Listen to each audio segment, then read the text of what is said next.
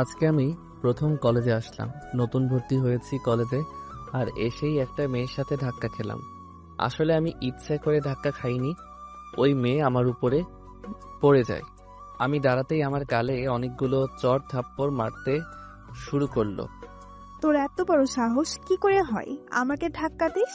ছোট লোকের বাচ্চা, আমার শরীরটা নষ্ট করে দিল। আমি তো থাপ্পড় খেয়ে আমতা আমতা করে বলতে লাগলাম, দেখেন আমি ইচ্ছে করে ধাক্কা দেই নাই, আপনি তো। কথাটা বলা মাত্র আবার গালে আরেকটা চড় দিল। চুপ, আর একটা কথাও বলবি না। তোকে আমি আজকেই কলেজ থেকে টিসি দিয়ে বের করে দেওয়ার ব্যবস্থা করছি। কথাগুলো বলেই আমার সামনে দিয়ে চলে গেল, আর আমি হা করে সেই দিকে তাকিয়ে আছি। একটু আগে কি হয়ে গেল আমার সাথে সেটা আমি এখনো বুঝে উঠতে পারলাম না। সামনে থেকে একটা ছেলে হাসতে হাসতে বলতে, মামা তুমি তো শেষ। যে মেয়ের উপর ধাক্কা খেয়েছো সে মেয়ে এই কলেজের প্রিন্সিপাল স্যারের মেয়ে, আর অনেক রাগী। কথাটা শোনা মাত্র আমি ভয়ে কাঁপতে লাগলাম।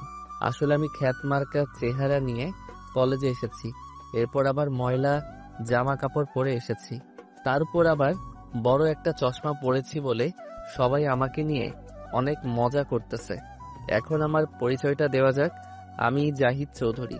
অন্য সবার মতো আমারও একটা ভালো পরিচয় আছে, কিন্তু সেটা এখন ধীরে ধীরে জানতে পারবেন। আমি সোজা ক্লাসে ঢুকলাম, কেউ আমাকে বসতে দিচ্ছে না আমার এমন খ্যাতমার্কা চেহারা দেখে, তাই বাধ্য হয়ে একেবারে পিছনে চলে গেলাম। তাকিয়ে দেখি সেই মেয়েটা আমার দিকে রাগীভাবে তাকিয়ে আছে, যেন হাতে পেলে চিবিয়ে খাবে। সেই মেয়েটা সবার সাথে কি যেন বলতে লাগলো।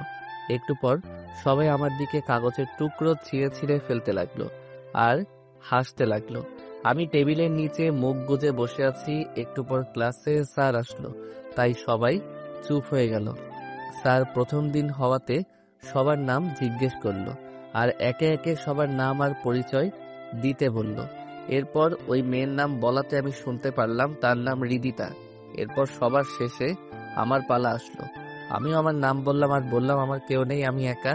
এটা শুনে সবাই অবাক হয়ে আমার দিকে তাকিয়ে রইল। আসলে আমার আসল পরিচয়টা সবার কাছ থেকে লুকিয়ে রেখেছি। তারপর সবাই এসে আমার সামনে আসলো আর আমাকে বলল। ওই দাঁড়া, আমি দাঁড়িয়ে গেলাম। জি, আমাকে বলছেন? তুই ছাড়া আর কাকে ডাকবো? জি বলুন, কি দরকার? তুই আমার গায়ের উপর পড়েছিস, তোকে এত সহজে তো আর ছেড়ে দিতে পারি না। এক কাজ কর, তুই 50 বার উঠবস কর এখন, এরপর তুই এখান থেকে যেতে পারবি, তা না হলে এখান থেকে এক পাও যেতে পারবি না। দয়া করে আমাকে ক্ষমা করে দিন, আমার ভুল হয়ে গিয়েছে। আমি সত্যি আপনাকে ইচ্ছে করে আপনার উপরে পড়ে যাইনি। চুপ, একদম চুপ। তোকে যা করতে বলেছে তুই তাই কর। মাথা গরম হয়ে গিয়েছে ওই মেয়ের এমন কথা শোনার পর। ইচ্ছে হচ্ছিল তার গালে চড় দেই, কিন্তু আমার পুরনো কথাগুলো মনে পড়ে গেল। বাবার সাথে প্রতিজ্ঞা করার কথা বলেছিলাম, যেদিন নিজের মতো করে ক্যারিয়ার গড়তে পারবো সেদিন আপনার সামনে আসবো। কথাগুলো মনে পড়তেই আবার চুপ হয়ে গেলাম। আর তাই কোনো উপায় না পেয়ে যখন উঠবস করতে যাব, তখন কেউ একজন আমার কাছে। ভাই আপনি এখানে? আমি তাকিয়ে দেখলাম আমি আগে যে কলেজে পড়তাম সেই কলেজের এক ছোট ভাই আমার সামনে। আমি তাকে চিনেও না চিনার ভান করে বললাম, কে ভাই আপনি? ছেলেটা বলল। ভাই আমি রিয়াজ, আপনি আমাকে চিনতে পারছেন না? আমি তাকে বললাম, আপনার কোথাও ভুল হচ্ছে। ছেলেটা আমাকে উঠিয়ে কিছু দূর নিয়ে গিয়ে বলল, ভাই আপনি এমন করছেন কেন? এবার আমি রিয়াজকে বললাম, তুই এখানে কি করিস? ভাই আমি আসলাম এই কলেজে আমার এক ভাইকে কারা যেন মেরেছে, তাদের সাথে দেখা করতে, আর এসে দেখি আপনি এখানে। তো ভাই আপনার এই অবস্থা কেন? তোকে পরে সব বুঝিয়ে বলবো, এখন তুই আমার আসল পরিচয় কাউকে বলবি না, প্লিজ আমাকে কথা দে। ভাই আপনাকে আমি বাঘের চেয়েও ভয় পাই, আর আপনার কথা আমি না রেখে পারবো নাকি? আপনি যা বলতে বলবেন আমি তাই করব। আচ্ছা, তাহলে আপাতত তুই এখান থেকে যা। কিন্তু ভাই আপনাকে এভাবে আমি একা রেখে চলে যাব? আর দেখে তো মনে হচ্ছে এরা সবাই আপনাকে দিয়ে অনেক মজা করছে। আপনি শুধু একবার বলুন, আমি সবাইকে মজা দেখিয়ে দিচ্ছি। না, তা আর করতে হবে না। আমি সবকিছু ছেড়ে দিয়েছি, আর এখন থেকে ভালো মতো চলবো। তাই যাই হোক না কেন, তুই আর এর মধ্যে জড়াবি না, আর এখান থেকে এখন চলে যা। আর তাদের সামনে গিয়ে আমাকে একটা চট দিয়ে বলবি, তুই ভুল করে আমাকে অন্য কাউকে ভেবে বলে ফেলেছিস। এর আপনি যা বলবেন আমি তাই করব ভাই। আমাদের কথা শেষ করে আবার তাদের সামনে গেলাম। আর আসা মাত্র আমার কথা মতো রিয়াজ আমাকে বলল, তুই তো একটা খ্যাত ছেলে, তোকে ভুলে আমি কি না কি ভেবে বসেছিলাম। এরপর আমার গালে হালকাভাবে একটা চড় দিল। সবাই ভাবলো অনেক জোরে দিয়েছে। এরপর রিয়াজ চলে গেল। যাক, ছোট লোকটা এমনিতেই আজকের মতো শিক্ষা পেয়ে গেছে। তোকে আজকের মতো ছেড়ে দিলাম, কিন্তু কালকে আবার তোর 12টা বাজাবো। বলেই রিদিতা আর তার বন্ধু বান্ধবীরা সবাই চলে গেল। আমিও সেখান থেকে আমার বাসায় চলে আসলাম। বাসা বলতে একটা রুম ভাড়া নিয়েছি। কলেজ থেকে 5 মিনিটের রাস্তা। রুমে এসেই ভাবতে লাগলাম কি ছিলাম আর কি হয়ে গেলাম। আগের পুরনো কথাগুলো মনে পড়ে গেল আর 2 চোখ দিয়ে পানি বের হতে লাগলো। বাবার সেই কথাগুলো এখনো কানের মধ্যে। তোর মতো খারাপ ছেলে আর আমি চাই না। আমার বাসা থেকে বের হয়ে যা। এমন নেশাখোর ছেলের আমার দরকার নেই। যা, আমাদের বাড়ি থেকে বের হয়ে যা। সেদিনের পর থেকে আমি বাড়ি থেকে বের হয়ে এখানে চলে এসেছি আর মনে মনে প্রতিজ্ঞা করেছি নিজেকে পরিবর্তন করে ভালো ছেলে হয়ে এরপরে যাব, এর আগে না। হঠাৎ এগুলো ভাবছি আর পেটের মধ্যে ইঁদুর দৌড়াদৌড়ি শুরু করতে লাগলো। তাই আর কিছু না ভেবে সোজা চলে গেলাম খাবার রান্না করতে। রান্নাঘরে গিয়ে অনেক কষ্টে কিছু হালকা খাবার রান্না করে সেগুলো দিয়ে খেয়ে নিলাম। জীবনে কখনো যে ছেলে রেস্টুরেন্টের খাবার ছাড়া খেত না, সেই ছেলে আজকে ভাত রান্না করে খায়। এগুলো ভাবতেই অবাক লাগে। আসলে সময় মানুষকে অনেক কিছু শিখিয়ে দেয়। এরপর চলে গেলাম টিউশনিতে। অনেক কষ্টে এই টিউশনিটা পেয়েছিলাম আর মাস শেষে যে টাকা পেতাম সেই টাকা দিয়ে নিজের সব খরচ জোগাতাম। এরপর বাসায় আসলাম আর পড়তে শুরু করলাম। তারপর রাত 10টায় বাহির থেকে আনা কিছু খাবার ছিল। আমি নিজেকে প্রমাণ করে দেখাবো যে আমিও চাইলে ভালো ছেলে হয়ে দেখাতে পারি। এরপর পড়তে পড়তে কখন ঘুমিয়ে পড়লাম তা আমার জানা ছিল না। ঘুম ভাঙলো মোবাইলের অ্যালার্মের শব্দে। সেটা বন্ধ করে উঠে দেখি 4:30 বাজে। উঠে অজু করে নামাজ আদায় করে সকালে রান্না শেষ করে সেগুলো খেয়ে কলেজের উদ্দেশ্যে রওনা দিলাম। কলেজের সামনে আসতে দেখলাম রিদিতা আর তার বন্ধুরা আমার দিকেই চেয়ে আছে। একটু পর আমাকে রিদিতা তার সামনে ডাক দিল। আমি তাদের সামনে যেতেই, তুই কিভাবে এমন নামি দামি কলেজে ভর্তি হতে পারলি? তোর যেই অবস্থা, আমার তো তোকে দেখলেই বমি চলে আসে। তুই কি ঠিক মতো গোসল করিস না নাকি? আমি চুপ, কিছু বলছি না, শুধু রিদিতার কথা শুনে যাচ্ছি। একটু পর রিদিতা আমাকে বলল, এখন তুই আমাদের সবার জুতাগুলো পরিষ্কার করে দে। এটাই হলো তোর আজকের শাস্তি। আমি আর কিছু বললাম না। তাদের সামনে গিয়ে তাদের জুতাগুলো পরিষ্কার করে দিতে লাগলাম। আর মনে হলো আমার চোখ দিয়ে পানি বের হচ্ছে। আগে কি ছিলাম আর আজকে কি হচ্ছে, সবই ভাগ্যের খেলা। আমি সবার জুতাগুলো পরিষ্কার করার সময় ভুল করে রিদিতার পায়ে আমার হাত লেগে যায়। আর তাতে রিদিতা আমাকে একটা লাফ আর বলতে লাগলো, তোর সাহস কি করে হয়, ছোট লোকের বাচ্চা, আমাকে স্পর্শ করিস? আমি লাথির কারণে কিছুটা পিছনে চলে যাই। এরপর বললাম, ভুল হয়ে গিয়েছে, আমাকে ক্ষমা করে দিন। এরপর রিদিতা আমার উপর কিছু টাকা ছুড়ে দিয়ে সেখান থেকে চলে যায়। আমিও বসে বসে সেই টাকাগুলো নিয়ে ক্লাসে চলে যাই। মনে মনে ভাবলাম লনিতেও আর টাকা পাইনি, কষ্ট করে জুতা পরিষ্কার করে এরপর টাকা পেয়েছি। এরপর ক্লাসে স্যার চলে আসলো আর আমাদের ক্লাস শুরু করে দিল। মন দিয়ে ক্লাস করতে লাগলাম আর একটু পর পরই রিদিতার দিকে আর চোখে তাকাচ্ছি। আসলে মেয়েটার চেহারাটা পুরো একদম পরীদের মতো, দেখলেই চেয়ে থাকতে মন চায়। এ যেন আকাশ থেকে কোনো পরী ভুল করে এই পৃথিবীতে চলে এসেছে। এগুলো ভাবছি আর রিদিতার দিকে তাকিয়ে আছি। একটু পর স্যার আমাকে জিজ্ঞেস করলো আমি কি করছি। আমি বললাম, কই কিছু না তো। তাই স্যার আমাকে বলল, এতক্ষণ উনি যা পড়িয়েছেন সেগুলো থেকে একটা প্রশ্ন করবে, তার উত্তর যেন আমি ঠিকভাবে দেই। এরপর স্যার আমাকে অনেক কঠিন একটা প্রশ্ন করলো। সবাই তো অবাক, কারণ এমন প্রশ্নের উত্তর দেওয়া ইম্পসিবল। রিদিতার দিকে তাকিয়ে দেখি সে আর তার বন্ধুরা আমার দিকে চেয়ে হাসছে মিটিমিটি। আজকে একদম উচিত শিক্ষা পাবে, কারণ এই প্রশ্নের উত্তর আজ পর্যন্ত কেউ দিতে পারে নাই। আমি স্যারের কথা শেষ হওয়ার পর প্রশ্নের উত্তরটা দিতে শুরু করলাম। এটা দেখে সবাই তো রীতিমতো ভ্যাবাচ্যাকা খেয়ে গিয়েছে। স্যার আমাকে বাহ, তুমি তো অনেক ভালো ছাত্র। আশা করি তুমি এই কলেজের নাম উজ্জ্বল করবে আর অনেক বড় হতে পারবে। ক্লাস শেষ করে স্যার যখন চলে গেল, এরপর সবাই আমার দিকে হা হয়ে তাকিয়ে আছে, কারণ আমার মতো খ্যাত ছেলে কিভাবে এত কঠিন প্রশ্নের উত্তর দিয়ে দিলাম। কিছুক্ষণ পর 2জন ছেলে আমার সামনে এসে আমার সাথে কথা বলতে চলে আসলো। হ্যাঁ, আমি অনিক। আর আমি রাকিব। আমি জাহিদ। আচ্ছা, আমরা কি বন্ধু হতে পারি? ঠিক আছে, আমার তাতে কোনো সমস্যা নেই, যদি আপনাদের সমস্যা না থাকে। ওই তুই আমাদের আপনি করে বলছিস কেন? তুই করে বল, তা না হলে কিন্তু তোর সঙ্গে কোনো কথা নেই। আচ্ছা ঠিক আছে, তুই করে বলবো। আরো কিছু কথা বলে তাদের সাথে ক্লাস করে রুম থেকে চলে ক্যান্টিনে চলে গেলাম। সেখানে গিয়ে দেখি রিদিতা আর তার বন্ধুরা আগে থেকে চলে এসেছে। আমাকে দেখেই ওই আবুল, এদিকে আয়। আমাকে বলছেন, তোকে ছাড়া আর কাকে বলবো? কিন্তু আমার নাম তো আবুল না, আমার নাম জাহিদ। চুপ, ছোট লোক। তুই এখানে কি করিস? তুই এখানে আসলে এই পরিবেশটা নষ্ট হয়ে যাবে। যা এখান থেকে, চলে যা। তুমি আমার বন্ধুর সাথে এভাবে কথা বলছো কেন? বাহ, আবুলের আবার বন্ধুও হয় নাকি? বন্ধু কি শুধু বড় লোকদেরই থাকে নাকি? এই আবুলের জন্য তোরা আমার সাথে বড় বড় কথা বলছিস? তোদের আমি 12টা বাজিয়ে দিব। দয়া করে ওদের কিছু বলবেন না, আমার জন্য তারা আপনার সাথে এইভাবে কথা বলেছে, তাই আমাকে যা ঠিকই তো, তোর জন্য আজকে আমাকে এভাবে কথাগুলো বলছে। আজকে তোর খবর আছে। কথাটা বলতেই রিদিতা আবার আমার গালে একটা চড় মেরে দেয়। আমিও গালে হাত দিয়ে দাঁড়িয়ে আছি। অনিক আর রাকিব বলল, চুপচাপ এভাবেই মার খেয়ে যাবি? কি করব বলো, তাছাড়া আমার যে আর কিছু করারই নেই। কিছু বললেই তো আবার কলেজ থেকে যদি বের করে দেয়, তাহলে তো আমার সব ক্যারিয়ার শেষ হয়ে যাবে। আচ্ছা বাদ দে, মন খারাপ করিস না, আমরা তোর সাথে সবসময় পাশে থাকবো। আচ্ছা চল, খেয়ে বাসায় চলে যাই, আমার আবার অনেক কাজ আছে। খাওয়া শেষ করে কলেজ থেকে বের হয়ে বাসায় গিয়ে ফ্রেশ হয়ে সোজা চলে গেলাম টিউশনিতে। এরপর আবার বাসায় এসে পড়তে শুরু করলাম।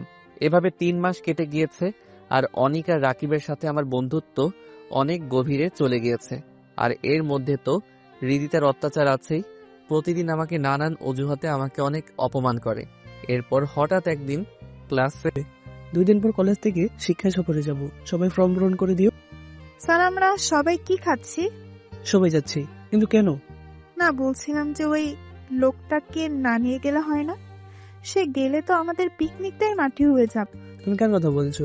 আর কলেজে সবাই সমান, কেউ ছোট আর কেউ বড় না। ওই যে পেছনে যে ছেলেটা আছে তার কথা বলছি। তাকে দেখলেই আমার গা ঘিন ঘিন করে। প্লিজ আপনি তার নাম বাদ দিয়ে দিন, তাহলে আমরা সবাই খুশি হব। দেখো রিদিতা, কলেজে সবাই সমান, কেউ ছোট আর কেউ বড় নয়, সুতরাং সবাই যাব, এটাই ফাইনাল। হৃদিতা মনে মনে রাগে ফেটে যাচ্ছে, কি করবে বুঝে উঠতে পারছে না। ক্লাস শেষ, তাই হৃদিতা সোজা জাহিদের কাছে চলে গেল আর বলল, তুই ভুলেও আমাদের সাথে যাবি না, আর যদি যাস তাহলে তোর এমন অবস্থা করব যেন 1 মাস হাসপাতালে থাকতে হয়। আচ্ছা ঠিক আছে, আমি যাব না। আর আমার কাছে পিকনিকে যাওয়ার মতো টাকাও নাই, তাই আপনি টেনশন করবেন না। ঠিক আছে, কথাটা যেন মনে থাকে। এরপর আনিক আর রাকিব আমার কাছে একটা ফর্ম নিয়ে এসে বলে, বন্ধু, এটা পূরণ কর তাড়াতাড়ি। কি এটা? পিকনিকে যাওয়ার ফর্ম। না রে বন্ধু, তোরা যা, আমি যাব না, আমার কাজ আছে অনেক। তুই না গেলে আমরা কেউই যাব না। তোরা বুঝবার চেষ্টা কর, আমি গেলে অনেক সমস্যা হবে। দেখলি তো রিদিতা আমাকে সবার সামনে কিভাবে অপমান করেছে। আরে বাদ দে তো ওই মেয়ের কথা, তুই যাবি আমাদের সাথে থাকবি আর মজা করবি, আর তোদের টাকা আমি দিব, এ আমি আগে থেকে বলে দিলাম। শালা মায়ের খাবি কিন্তু, টাকা আমি দিব। এভাবে তাদের মাঝে মজার ঝগড়া আর খুনসুটি হতে হতে 2 দিন পর কলেজের সামনে সবাই হাজির হলো, বাসের সামনে। আর বাসের সামনে আসতেই হৃদিতা দেখলো আবুলটা বাসের ভিতরে ঢুকছে। হৃদিতার তো তা দেখে রাগে ফেটে যাচ্ছে। সবাই বাসে বসে বক্সের তালে তালে গান গাইছে আর নাচানাচি করছে, আর আমি পিছনের সিটে এক কোণে বসে আছি, যাতে আবার কোনো এরপর সারা রাত বাসে ঘুমানোর পর সকালবেলা আমরা নামলাম কক্সবাজার। সবাই একে একে বাস থেকে নামতে লাগলো। আমি আর অনিক আর রাকিব আমরা একসাথে নামলাম। স্যার আমাদের সবাইকে ডাক দিয়ে বললেন, এখানে যেন কোনো ধরনের সমস্যা না করি, আর কাউকে না বলে একা একা দূরে কোথাও না যাই। এরপর সবাইকে নিয়ে হোটেলে নিয়ে গেল, যেটা আগে থেকেই বুকিং করা ছিল। আমাদের 3 জনের একটা রুমের চাবি দিল। আমরা রুমে গিয়ে রেস্ট নিলাম, আর কিছুক্ষণ পর সবাই ঘুমিয়ে পড়লাম। এরপর দুপুরে উঠে সবাই খাওয়া শেষ করে বিকেলবেলা আবার সবাই এক জায়গায় হাজির। সবাই এখন আশেপাশে ঘুরতে যাও, কিন্তু ভুলেও বেশি দূরে যাবে না, তাহলে তার বিরুদ্ধে কঠিন ব্যবস্থা নেওয়া হবে। বাহিরে আসতেই স্যার বলল, সবাই এক হও, গ্রুপে ছবি তুলতে হবে। সবাই যখন একসাথে হলো তখন হৃদিতা বলল, স্যার, ওই আবুল যেন আমাদের সাথে না আসে, তাহলে আমরা কেউ ছবি তুলবো না। আমি দেখলাম হৃদিতার সাথে সাথে তার বন্ধুরাও আমাকে তাদের সাথে আসতে না করছে। তখন স্যার বলল, দেখো এটা ঠিক না, তোমরা সবাই ছেলেটাকে এভাবে অপমান করতে পারো না। আর এটা কলেজের নিয়ম, সবাইকে ছবিতে থাকতে হবে। তাহলে আপনিও ছবি তোলেন, আমরা সবাই গেলাম। আপনারা কেউ যাবেন না, আর আমার ছবি তুলতে কোনো ইচ্ছা নেই। আপনারাই ছবি তুলুন, আমি অন্যদিকে আছি। স্যার আবুল যখন বলে দিয়েছে সে ছবি তুলবে না, তাহলে তো হয়েই গেল। স্যার আর কিছু না বলে আমাকে একা রেখেই ছবি তুলে ফেললো। আমি অন্যদিকে আনমনে তাকিয়ে আছি। একটু পর আমার কাঁধে কে যেন হাত রাখলো। পিছনে তাকিয়ে দেখি অনিক আর রাকিব আমার দিকে রাগী দৃষ্টিতে তাকিয়ে আছে। কিরে তোরা আমার উপর এভাবে রাগী ভাবে তাকিয়ে? তুই ছবি তুলতে আসলে না কেন? এমনি রে, আমার এগুলো ভালো লাগে না। তুই রিদিতাকে কেন এত ভয় পাস? আমরা তো আছি তোর সাথে। আমি চাই না আমার জন্য তোদেরও কোনো ক্ষতি হোক। আচ্ছা চল, সাগরের পাড় দিয়ে হাঁটি, ভালো লাগবে। আমরা সাগরের পাড় দিয়ে হাঁটাহাঁটি করছি, আর অন্যদিকে রিদিতা আর তার বন্ধুরা বক্স দিয়ে নাচানাচি আর হই হুল্লোড় করছে। সাথে বিয়ার আর কোমল পানি আছে। সন্ধ্যা হয়ে এসেছে, তাই অনিক আর রাকিব বলল চল এবার হোটেলে চলে যাই। আমি বললাম তোরা যা, আমি একটু পর আসতেছি। তারাও কিছু না বলে আমাকে রেখে চলে গেল। আমিও সামনের দিকে হাঁটছি, আর দূরে আগুন জ্বালিয়ে একটা মেয়ে আর কিছু ছেলে নাচানাচি করছে বলে মনে হলো। তাই এদিকে রিদিতার বন্ধুরা ভাবলো অনেকদিন পর রিদিতাকে একা পেয়েছে, তাই আজকে তাদের মনের বাসনা পূর্ণ করবে। তাই তারা বিয়ারের গ্লাসে ঘুমের ওষুধ মিশিয়ে রিদিতাকে দিল, আর রিদিতাও কিছু না বুঝে সেটা খেয়ে ফেললো। এরপর রিদিতা মাতলামি করতে লাগলো। আমি দূর থেকে এবার কাছে চলে আসলাম, আর এসে দেখছি রিদিতাকে তারা মাটিতে ফেলে এটা বুঝতে বাকি রইল না। তাই আমি আর চুপ থাকতে পারলাম না। আমি আমার আগের রূপটা একটু তাদেরকে দেখিয়ে দিলাম। একটাকে ধরে দিলাম একটা ঘুষি। সেই ঘুষি খেয়ে মুখে হাত দিয়ে দেখে রক্ত বের হচ্ছে, তাই দেখে বাকিরাও সেখান থেকে পালিয়ে যায়। আমি এরপর নিচে তাকিয়ে দেখলাম রিদিতা মাটিতে শুয়ে আবোল তাবোল বকছে। তাকে এখন কি করা যায় তাই ভাবছি, আর আশেপাশে দেখছি কেউ নেই আশেপাশে, তাই বাধ্য হয়ে তাকে কোলে তুলে নিলাম।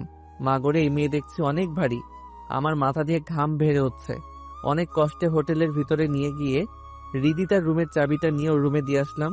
ওকে রুমে এসে খাটে শোয়াতেই রিদিতা আমাকে তার কাছে টেনে নিল, আর আমি সোজা তার শরীরের উপরে পড়ে যাই। সে নেশার ঘরে আমাকে তার ঠোঁটে কিস করতে লাগলো।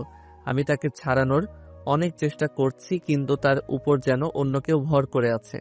অনেক কষ্টে তাকে ছাড়িয়ে এরপর রিদিতাকে শুইয়ে দিলাম, আর আমি রুম থেকে বের হয়ে গেলাম।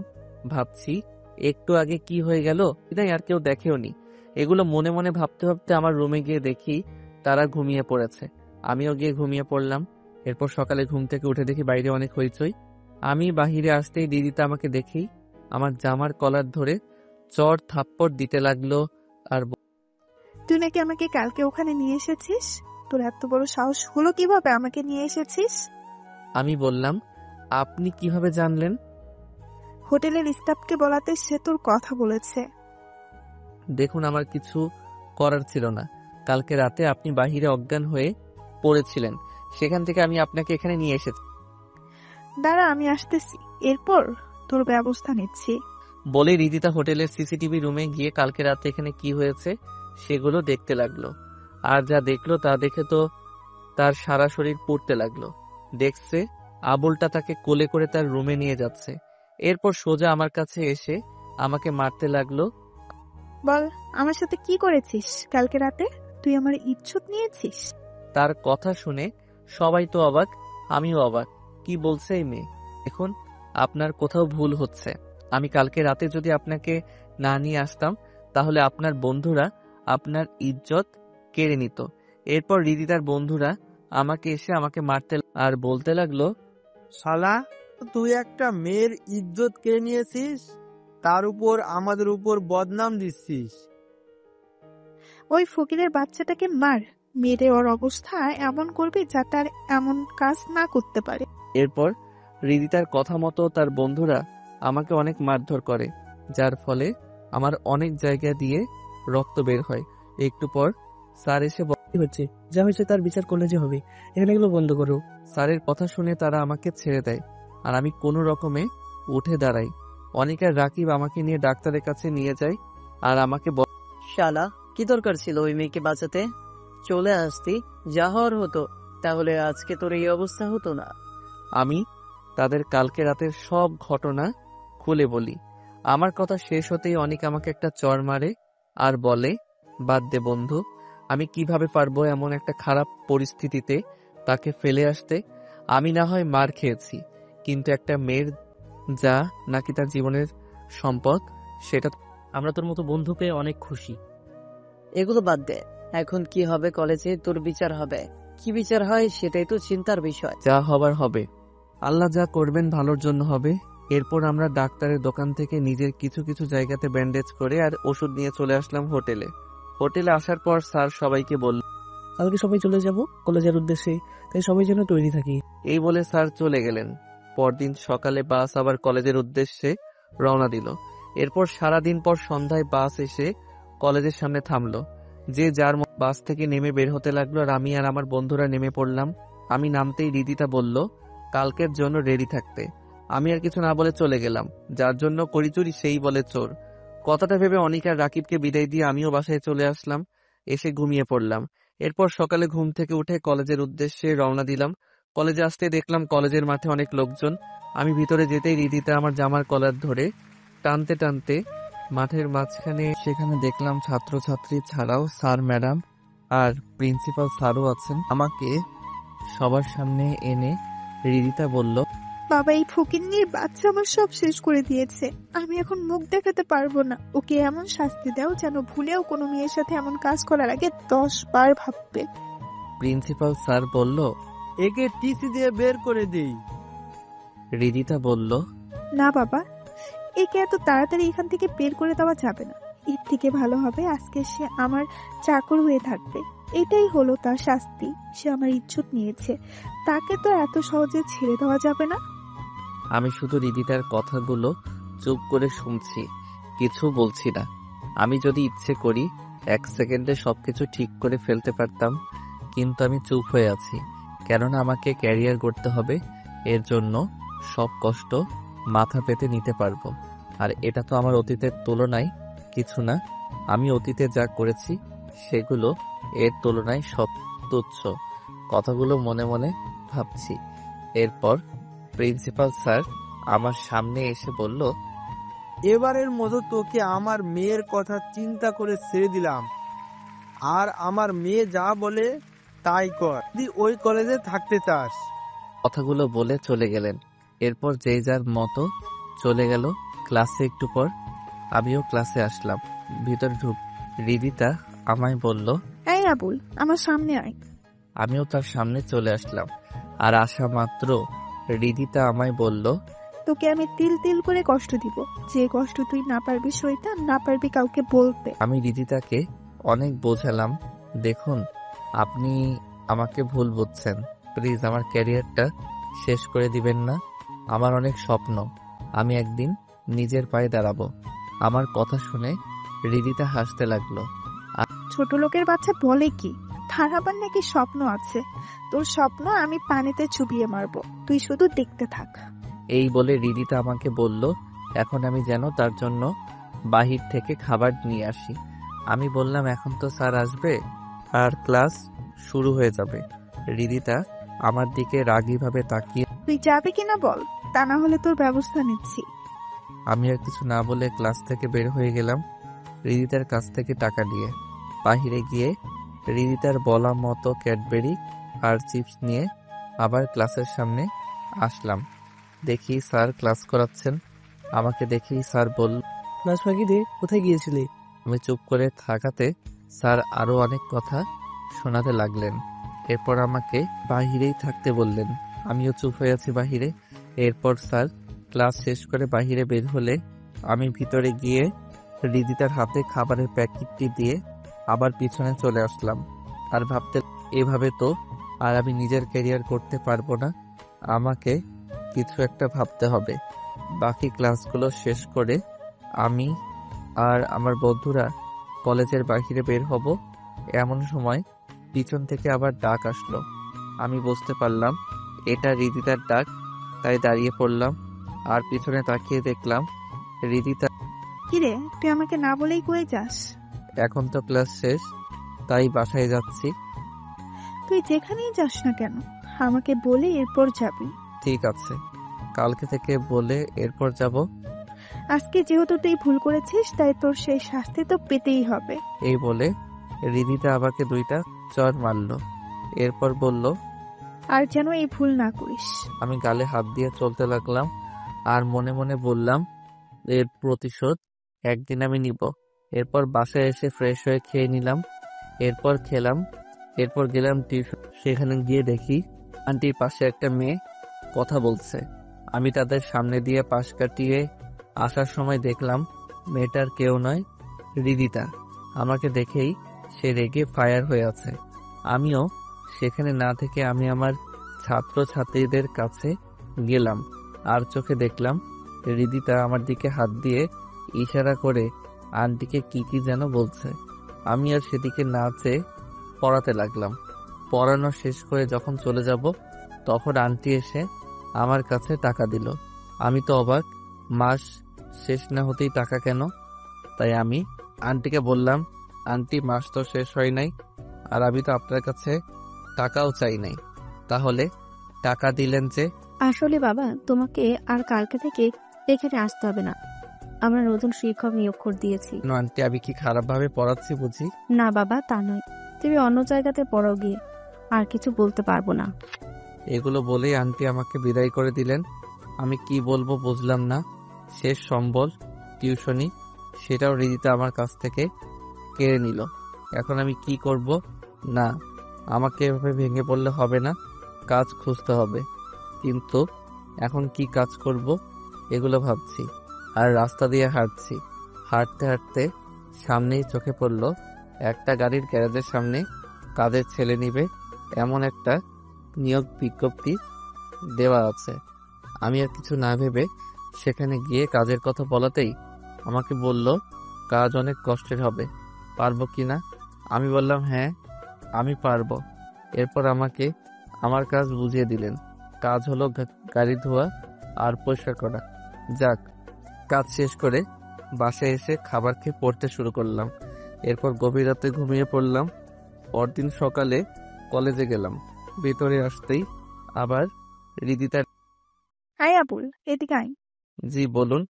তুই এরকম খ্যাত মার্কা হয়ে কলেজে আসিস কেন?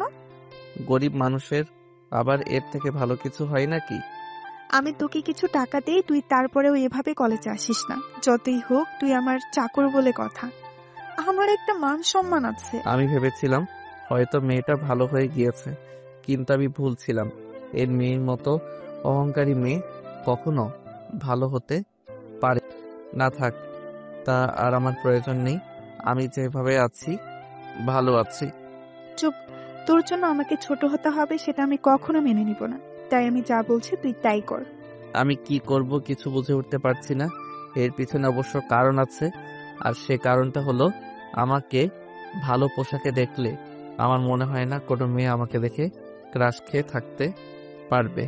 কারণ আমি জিম করে শরীরকে সিক্স প্যাক অনেক আগেই।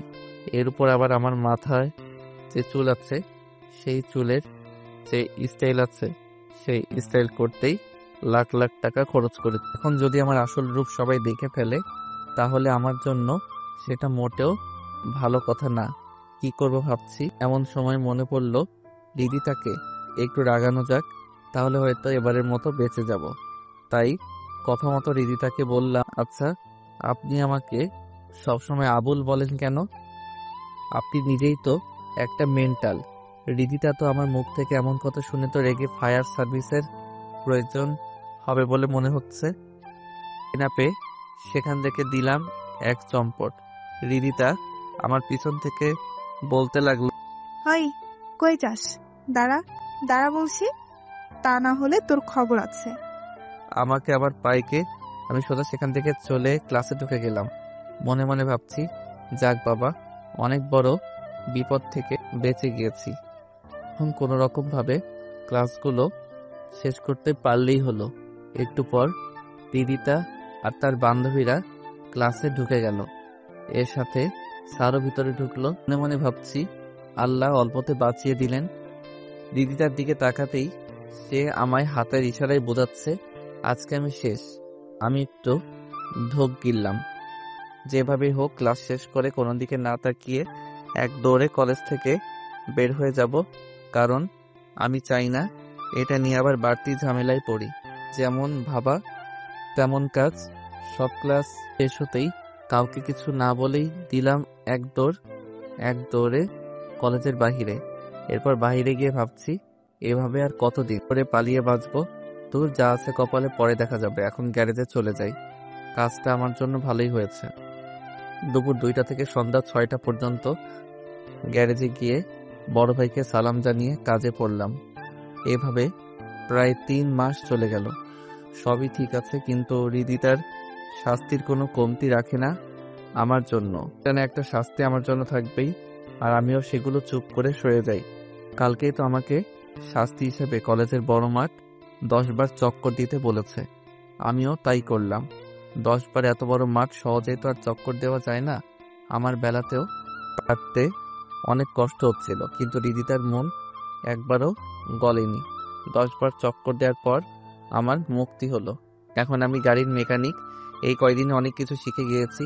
আমার একটা ভালো গুণ আছে, সেটা হলো আমি একবারে যে জিনিসটা দেখাবো সেটা খুব সহজেই শিখে নিতে পারি। তাই আমার এই কাজগুলো শিখতে বেশি দেরি হলো না। এমনই একদিন কাজ করার সময় গ্যারেজে একটা গাড়ি আসলো। গাড়ির ভিতর থেকে যে নামলো তাকে দেখেই আমি তো পুরাই অবাক, কারণ গাড়ি থেকে আর কেউ না, হৃদিতা নেমেছে। সে বাহ, তুই এখানে কাজ করিস? কি করব বলুন, আগে টিউশনিটা তো আপনি আমার কাছ থেকে কেড়ে নিলেন, তাই বাধ্য হয়ে জায়গাতে কাজ করছি। বেশ করেছে তোকে টিউশন থেকে বের করে দিয়ে। বেশি কথা বললে এই জায়গা থেকেও তোকে তাড়ানোর ব্যবস্থা করব। আমি আর বেশি কথা না বলে বললাম, তা কি সমস্যা হয়েছে গাড়ির? কেন সে কথা আমি তোকে কেন বলবো? কারণ এখানে গাড়ি আমি ঠিক করি। মানে তুই আমার গাড়িতে হাত দিবি? তুই জানিস এই গাড়ির দাম কত? তোর মতো ফকির নিয়ে আমার গাড়িতে হাত দিলেই তো আমার গাড়ির সৌন্দর্য নষ্ট হয়ে যাবে। তাহলে আপনি অন্য জায়গাতে নিয়ে যান। এখানে কেন নিয়ে এসেছেন? তুই আমার মুখের উপর কথা বলিস? তোর এত বড় সাহস? কথা না বলে আমার গাড়ি ঠিক করে দে, কিন্তু খুব সাবধানে, গাড়ির যেন কোনো ক্ষতি না হয়, তাহলে তোর কিডনি বিক্রি করে দেব। কি মেয়ে রে বাবা, এমন মেয়ে জীবনেও দেখি নাই। সব সময় অহংকার, আর সামান্য 5 লাখ টাকার গাড়ির জন্য এই অবস্থা। ভাবতেই হাসি পেল। তাই আর কিছু না ভেবে হৃদিতার গাড়ি ঠিক করতে লাগলাম। ইঞ্জিনের সমস্যা ঠিক করতে অনেক সময় লাগবে, তাই হৃদিতাকে বললাম, আপনার গাড়ির ইঞ্জিন নষ্ট হয়ে গিয়েছে, নতুন লাগাতে হবে, আর আজকে ঠিক হবে না, কাল। ভালো গাড়ি আর তুই বলছিস ইঞ্জিন নষ্ট? আমার গাড়ির ইঞ্জিন চুরি করার ধান্দা। তোদের মতো ছোট লোকদের আমি ভালো করেই চিনি। আপনার যদি আমার কথা বিশ্বাস না হয় তাহলে অন্য গ্যারেজে নিয়ে যান। এরপর হৃদিতা আমাকে তার গাড়ির চাবি দিয়ে আরো কিছু গালাগালি করে চলে গেল। ইচ্ছে করছিল গাড়িটার 12টা বাজিয়ে ফেলি, কিন্তু এখন নিজেকে পরিবর্তন করতে চেষ্টা করছি, তাই আর মাথা গরম। আমি গাড়ির ইঞ্জিনটা খুলে রেখে এরপর বাসায় চলে আসি। বাসায় এসে খাবার খেয়ে পড়তে শুরু করি, কারণ কিছুদিন পর পরীক্ষা শুরু, তাই আমাকে বেশি করে পড়তে হবে। ভালো রেজাল্ট যে আনতেই হবে। সকালে ঘুম থেকে উঠে কলেজে চলে গেলাম। সেখানে অনিক আর রাকিব আমার জন্য অপেক্ষা করছে। আমি তাদের সামনে গিয়ে বললাম, কিরে জাহির, তুই কিন্তু অনেক পরিবর্তন হয়ে গেছিস। আমাদের সাথে ঠিক মতো কথা বলতে চাস না, তোর কি হয়েছে বলতো? তোরা তো জানিস হৃদিতা আমার উপর কি রকম অত্যাচার করে। আমি চাই না আমার জন্য তোদের কোনো ক্ষতি হোক। তুই শুধু শুধু আমাদের নিয়ে ভয় পাস। তোর কি মনে হয় আমরা কি গরিব ঘরের ছেলে নাকি যে আমাদের যেভাবে ইচ্ছে সেভাবে নাচাবে? কি বলিস রাকিব, তোর বাবা কি করে? তুই জেকে কোম্পানির নাম শুনেছিস? যে কোম্পানি বর্তমান গ্লোবালে নাম্বার 1 আছে। তো আমার বাবা সেই কোম্পানির ম্যানেজার। আমি একটু হাসলাম মনে মনে, কেননা এই কোম্পানিটাই তো আমার বাবার। আবার মুখে হাসির আভাস দেখে রাকিব আমাকে বলল, তুই হাসিস কেন? আমি তার কথা শুনে বর্তমানে ফিরে আসলাম। কই না তো, কিছু না। তাহলে হাসলি কেন তুই? আরে না, এমনি ভাবছি তোরা অনেক কোটিপতি রে, তোকে দেখে এখন আমার খুব হিংসা হচ্ছে। দূর শালা, মজা লস। তুই আমার বন্ধু, আমারও যা তোরও তাই। আর আমি কি পানিতে আসলাম নাকি? আমার বাবাও তো জেকে কোম্পানিতে চাকরি করে। সবার বাবা দেখছি যে কে কোম্পানিতে কাজ করে। বাহ, ভালো তো। তুই এখন থেকে আর হৃদিতাকে কোনো ভয় পাবি না, আমরা তোর সাথে আছি। আচ্ছা, দেখা যাবে, আগে কয়েকটা দিন যাক, সময় হলে কে কাকে ভয় পায় সেটা সবাই দেখতে পারবে। আচ্ছা দোস্ত, এখন চল, ক্লাসের সময় হয়ে যাচ্ছে। ক্লাসে ঢুকে সোজা বেঞ্চে বসে পড়লাম, কিন্তু কি হলো, এটা নিচ দিয়ে ভিজে লাগছে কেন? নিচে তাকিয়ে দেখি আমার বেঞ্চে তেল জাতীয় জিনিস আগে থেকে রেখে, তার ফলে আমার প্যান্ট ভিজে গেছে। পাঠক পাঠিকারা, আপনারাই বলুন তো এখন আমার কেমনটা লাগে। আমি আশেপাশে তাকিয়ে দেখি হৃদিতা মুচকি মুচকি হাসছে। আমার আর বুঝতে বাকি রইল না এটা কার কাজ। কি আর করার, এভাবেই বাকিটা ক্লাস শেষ করে দিলাম একদৌড়। আজকে নিজেকে সত্যি আবুল আবুল মনে হচ্ছে। মজা নেওয়ার একটা মাত্রা থাকে, কিন্তু আজকেরটা কি বলবো। সোজা চলে আসলাম বাসায়। বাসায় এসে প্যান্ট পরিবর্তন করে আরেকটা প্যান্ট পরে চলে গেলাম গ্যারেজে। সেখানে গিয়ে দেখি হৃদিতা এক জায়গাতে বসে আছে। আমাকে দেখে, তুই এতক্ষণ করেছিলি? সেই কখন থেকে এখানে বসে আছি? আমার সময়ের দাম নেই নাকি? আমার তো এবার মাথা গরম হয়ে গেল। একে তো আমার প্যান্টের 12টা বাজিয়ে দিয়েছে, এখন আবার আসতে না আসতেই গালে চড়। তাই আমিও দিলাম হৃদিতার গালে, একটা না, দুইটা না, 3টা চড়। এইবার মনে হলো আমার মনটা ফ্রেশ হয়েছে। কি, তোর এত বড় সাহস তুই আমার গালে চড় মারলি? কালকে কলেজে আয়, তারপর তোর মজা দেখাবো। রাজা, তুই পারিস শুধু কলেজটা নিয়ে বড়াই করতে। তুই যদি মেয়ে না হয়ে ছেলে হতি তাহলে এতদিনে তোর হাত পা ভেঙে তোকে হাসপাতালে ভর্তি করিয়ে দিতাম। হৃদিতা তো আমার কথাগুলো শুনে বাকরুদ্ধ হয়ে গিয়েছে। এই, তুই কে রে? তুই কি আবুল নাকি অন্য কেউ? তোর কথার সাথে তো চেহারার কোনো মিল পাচ্ছি না আমি। এতদিন অনেক অত্যাচার মেনে নিয়েছি, কিন্তু আর না। ঠিক আছে, দেখি তুই কিভাবে ভালো থাকিস। এখন আমার গাড়ি ঠিক করে দে, তোকে পরে দেখে নেব। আমিও আর কিছু না বলে গাড়িটা ঠিক করতে শুরু করলাম। নতুন ইঞ্জিন লাগিয়ে আর একটু মেরামত করে গাড়িটা ঠিক করে দিলাম। এরপর হৃদিতা তার গাড়ি নিয়ে চলে গেল, আর যাওয়ার আগে আমার দিকে রাগী দৃষ্টিতে তাকিয়ে ছিল। হৃদিতা চলে যাওয়ার পর আমি রাকিবকে সবকিছু ফোন করে জানিয়ে দিলাম। দোস্ত, তুই কিছু চিন্তা করিস না, আমরা তো আছি। তুই কালকে কলেজে আয়, বাকিটা আমাদের উপর ছেড়ে দে। আচ্ছা ঠিক আছে, তাহলে আমি রাখলাম। রাকিবের সাথে কথা শেষ করে বাসায় চলে আসলাম। মনে মনে ভাবছি আজকের কাজটা কি আসলে আমি ঠিক করেছি? দুর্বল, কিছু ভালো লাগছে না। এখন এগুলো না ভেবে খাবার খেয়ে, অনেক পড়া বাকি আছে, 2 দিন পর তো আবার পরীক্ষা শুরু, তাই অনেক রাত পর্যন্ত পড়লাম। এরপর ঘুমিয়ে পড়লাম।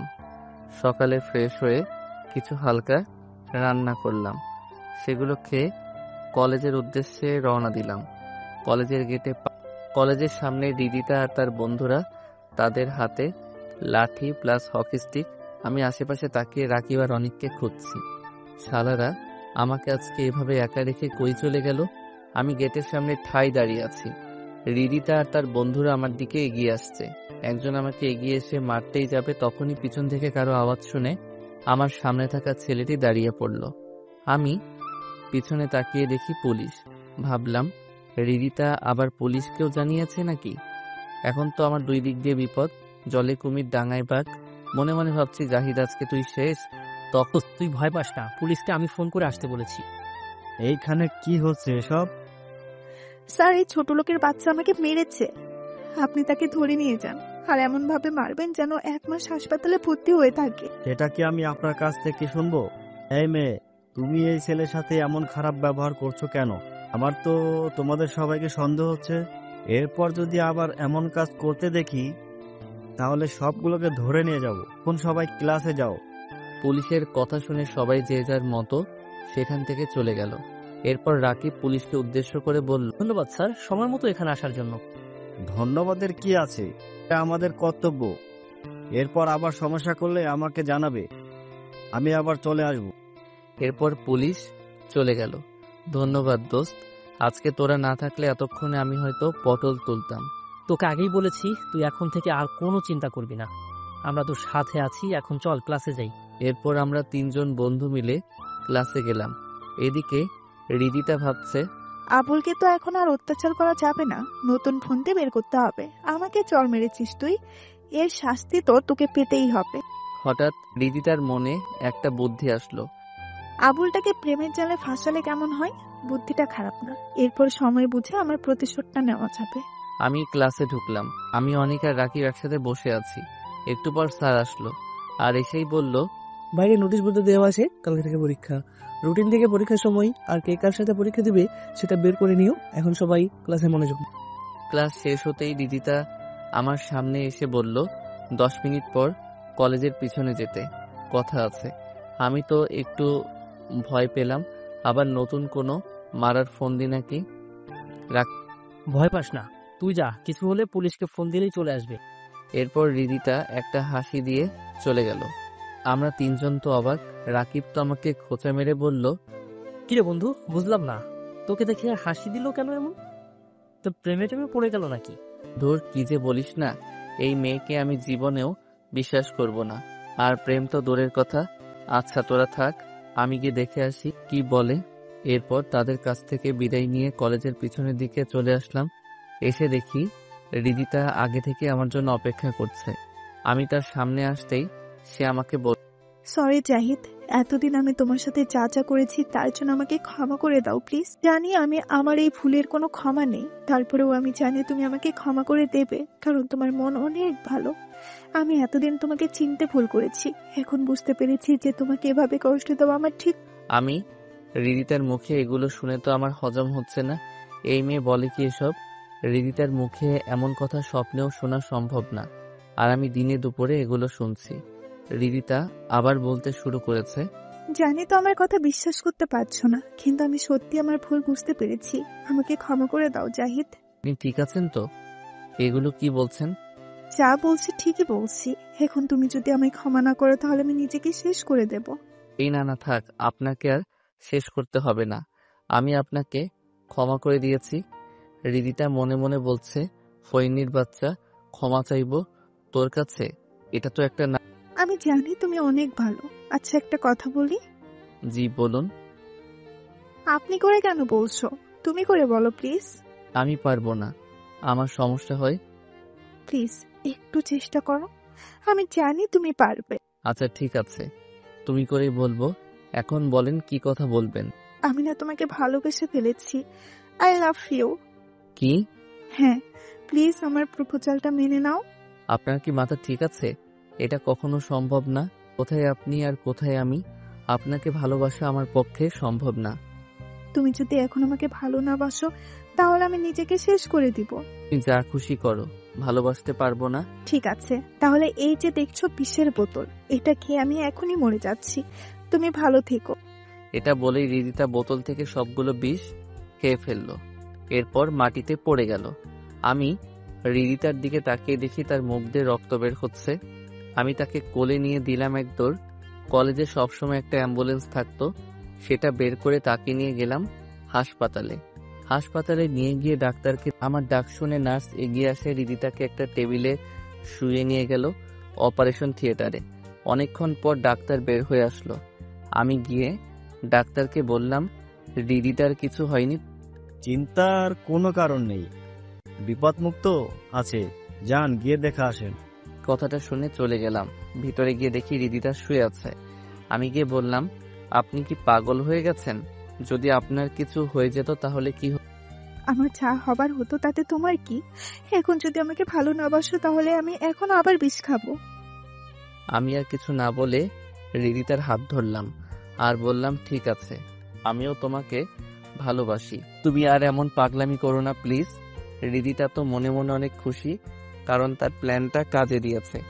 আসলে বিষ হিসেবে রিদিতা টমেটো সস দিয়ে বোতল ভরে রেখেছিল, আর সেটাই খেয়ে মুখ থেকে বের করেছিল। আর তাই দেখে জাহিদ রক্ত মনে করেছিল। আর হাসপাতালে ডাক্তারকে রিদিতা আগে থেকেই বলে রেখেছিল যে সে আসলে তাকে নিয়ে যেন এমনভাবেই নাটক করে যায় সবাই, আর জাহিদকে কিছু মনে করতে না দেয়। বোকা জাহিদ, রিদিতার কোনো প্ল্যানই বুঝলো না। তুমি হাসছো যে, কি হয়েছে তোমার? এই হাসি সুখের হাসি, তোমাকে কাছে পাওয়ার হাসি। আচ্ছা ঠিক আছে, তাহলে এখন শুয়ে থাকো, কালকে তো আবার পরীক্ষা শুরু, পরীক্ষা দিতে পারবে তো? সেটা নিয়ে তোমাকে ভাবতে হবে না, তুমি শুধু আমার পাশে সব সময় থেকো, তাহলে আমি ঠিক হয়ে যাব। সত্যি মেয়েটা অনেক পরিবর্তন হয়ে গিয়েছে, মনে মনে ভাবছি আমি। আচ্ছা তুমি এখন ঘুমাও, আমি তাহলে বাসায় গেলাম। আচ্ছা যাও, আর সাবধানে যেও, কালকে কলেজে দেখা হবে। এই বলে রিদিতা আমার কপালে একটা কিস করলো। আমি তো অবাক, কি হলো এটা? আমি একটু লজ্জা পেলাম।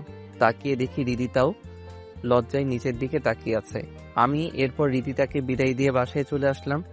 অন্যদিকে রিদিতা তার মুখ ভালো করে ধুয়ে নিচ্ছে আর মনে প্রতিশোধ নেওয়ার জন্য একটা ছোট লোকের বাচ্চাকে আমি কিস করলাম। ইস, ঘৃণায় শরীর জ্বলে যাচ্ছে। যাক, অবশেষে আবুলটাকে আমার জালে ভাসাতে পেরেছি। এখন শুধু সময়ের অপেক্ষা। আমি বাসায় এসে কিছু খাবার খেয়ে চলে গেলাম গ্যারেজে। সেখানে বড় ভাইকে বললাম, ভাইয়া আমার কিছুদিন ছুটি লাগবে, কালকে থেকে আমার পরীক্ষা। বড় ভাই আমাকে বলল, ঠিক আছে, সমস্যা নেই। ভালো করে পরীক্ষা দিস আর পরীক্ষার পর আবার কাজে চলে আসিস। আর এই নে তোর আগের মাসে। আমি টাকা হাতে নিয়ে ভাইয়াকে ধন্যবাদ জানিয়ে রুমে চলে আসলাম। এসে পড়ায় মন দিলাম। অনেক রাত পর্যন্ত পড়লাম। পড়া শেষ করে ঘুমিয়ে পড়লাম। এরপর কখন সকাল হলো বুঝতেই পারলাম না। মোবাইলের অ্যালার্মে ঘুম ভাঙলো। ঘুম থেকে উঠে ফ্রেশ হয়ে সকালে নাস্তা করলাম। এরপর রেডি হয়ে চলে গেলাম কলেজে। আজকে কলেজে যেতে ভালো লাগছে, কারণ এখন আর রিদিতার প্যারা নিতে হবে না। আমি তাকে ভালোবাসার জন্য রাজি হইনি, আসল কারণ হচ্ছে তার অত্যাচার থেকে বাঁচতে তার কথায় রাজি হয়েছি। কথাগুলো ভাবতে ভাবতে কলেজের সামনে চলে আসলাম। কলেজে আসতেই অনেক কিরে জাহিদ, তুই কালকে আমাদের না বলে কই চলে গিয়েছিলি? এরপর আমি কালকে যা যা হয়েছিল সব তাদের খুলে বললাম। আমার কথা শুনে তো দুইজনই আমার দিকে তাকিয়ে আছে আর বলল, দোস্ত, তোর তো কপাল খুলে গেছে। রিদিতার মতো এমন সুন্দরী মেয়ে পাওয়া ভাগ্যের ব্যাপার। এখন বল, ট্রিট কবে দিচ্ছিস? দূর, আমি আছি প্যারার মধ্যে আর তোরা বলিস ট্রিট দিতাম। কিসের প্যারা? রিদিতাকে আমি ঠিক মতো বুঝতে পারছি না তার মনে কি চলছে।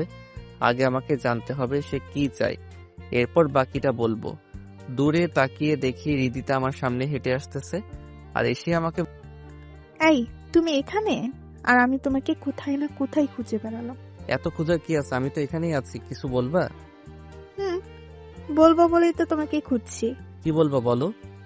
এখানে বলবো না, পরীক্ষা শেষে বাইরে থেকো, তোমাকে নিয়ে এক জায়গায় যাব, সেখানে বলবো। এই বলে রিদিতা চলে গেল। আমার হারামি বন্ধুগুলো এখন আমাকে খুব জ্বালাচ্ছে। তা মামা, একদিনেই এত কিছু কেমনে কি? আরে আমি তো তোদের শুরু থেকে শেষ পর্যন্ত সবই বলেছি, তাহলে তো ভাব নিতেছিস কেন? আচ্ছা, রাগ করিস কেন? চল গিয়ে দেখি তো কার কোন জায়গায় ছিট পড়েছে। আচ্ছা চল। আমরা কলেজের সামনে থেকে ক্লাসে চলে গেলাম। আমি আমার রোল অনুযায়ী আমার সিট খুঁজছি। একটু পর পেয়েও গেলাম, কিন্তু আমার সাথে যে সিট খালি ছিল সেখানে তাকিয়ে দেখি একটা মেয়ে। মেয়েটা আমার দিকে তাকিয়ে একটা ছোট করে হাসি দিল আর বল, হাই, আমি নীলা। দাঁড়িয়ে না থেকে নিজের সিটে এসে বসো। আমি মেয়েটির কথা শুনে বাস্তবে ফিরে আসলাম আর তাই নিজের সিটে বসে পড়লাম। একটু পর স্যার আসলো আর সবাইকে খাতা আর প্রশ্ন দিয়ে গেল। আমি প্রশ্ন হাতে নিয়ে দেখি মোটামুটি সবই কমন এসেছে, তাই লিখতে শুরু করলাম। আর অন্যদিকে নীলা মেয়েটা তার মতো লিখছে। এই মেয়েকে আমি কখনো দেখেছি বলে মনে হচ্ছে না। আসলে আমি কলেজে এসে কোনো মেয়ের দিকে তাকাই না, তাই হয়তো চিনতে পারি নাই। কি হয়েছে আপনার? কোনো সমস্যা? কমন পড়েনি বুঝি? আপনি চাইলে আমার কাছ থেকে সাহায্য নিতে পারেন। আমি তো মেয়েটির কথা শুনে অবাক। এই মেয়ে বলে কি? তাকিয়ে থাকলে বুঝি আমি কিছু পারি না? কথাগুলো মনে মনে বলছি। জি না, আপনাকে ধন্যবাদ আমাকে বলার জন্য। আর আমার আলহামদুলিল্লাহ সবই কমন এসেছে। এই বলে আবার আমি লিখতে শুরু করলাম আর অন্যদিকে নীলাও তার মতো লিখছে। সবগুলোর উত্তর দেওয়া শেষ করে ক্লাসরুম থেকে বের হয়ে আসলাম। আমার সাথে সাথে নীলাও আমার পিছন পিছন আসতে লাগলো। কি ব্যাপার, আপনি আমার পিছন পিছন কোথায় যাচ্ছেন? এই যে আপনার কলমটা ভুল করে ফেলে গিয়েছিলেন, সেটা ফেরত দিতে আসলাম। ও সরি, তাড়াতাড়ি করতে গিয়ে রেখে এসেছিলাম। আপনাকে ধন্যবাদ। ধন্যবাদ দেওয়ার কি আছে? এর থেকে ভালো হতো যদি ক্যান্টিনে গিয়ে আমার সাথে এক কাপ চা কফি খেতেন। আজকে তো আর সময় হবে না, অন্য আরেকদিন সময় করে খাবো। আচ্ছা ঠিক আছে। বলেই নীলা চলে গেল আর আমি চলে গেলাম রিদিতার সাথে দেখা করতে। কলেজের এক প্রান্তে রিদিতা বসে ফোনে কার সাথে যেন কথা বলছে। আমি তার সামনে আসাতেই সে ফোনটা কেটে দিল। এই, তোমার আসার সময় হলো? আমি সেই কখন থেকে তোমার জন্য অপেক্ষা করছি। পরীক্ষা শেষ হলো, এরপর আসলাম। আর দেরি করার জন্য সরি। সরি বললে তো হবে না, এর জন্য তোমাকে শাস্তি পেতে হবে। তা কি শাস্তি? কান ধরে 1 মিনিট দাঁড়িয়ে থাকো, এটাই হলো তোমার শাস্তি। এটুকু ভুলের জন্য কান ধরতে হবে? না ধরলে কথা নেই তোমার সাথে। বুঝেছি তুমি আমাকে ভালোবাসো না। যদি ভালোবাসতে তাহলে আমার সব কথা তুমি শুনতে। কথাগুলো বলে রিদিতা কান্না শুরু করে দিল। এখন উপায় না পেয়ে কান ধরে দাঁড়িয়ে আছি। এদিকে রিদিতা মনে মনে হাসছে আর বলেছে, এভাবে তোকে অল্প অল্প করে শাস্তি দিব। আমাকে চড় মারার শাস্তি তোকে তিলে তিলে বুঝিয়ে দিব। 1 মিনিট কান ধরে দাঁড়িয়ে থাকার পর হাত ছেড়ে দিলাম। ভাগ্যিস কেউ ছিল না এই সময় এইদিকে, তা না হলে আমার অবস্থা কি যে হত। এখন তো তুমি খুশি? খুব খুশি আমার জানুটা আমাকে সত্যি অনেক ভালোবাসে। তাহলে এখন আমি চলে যাই? হয়ে যাবে, তোমাকে না বলেছি আজকে ঘুরতে যাব? এখন চলো আমার সাথে। রিদিতার সাথে যেতে লাগলাম। রিদিতা তার গাড়ির সামনে এসে আমাকে বলল গাড়িতে গিয়ে উঠতে। আমি বললাম, তোমার সমস্যা হবে? ওই আগের কথা বাদ, এখন তুমি আমার কলিজা, তাই তুমি গাড়িতে না উঠলে কে উঠবে শুনি? আর কোনো কথা না বলে উঠে পড়। আমি আর কোনো কথা না বলে গাড়িতে গিয়ে বসলাম।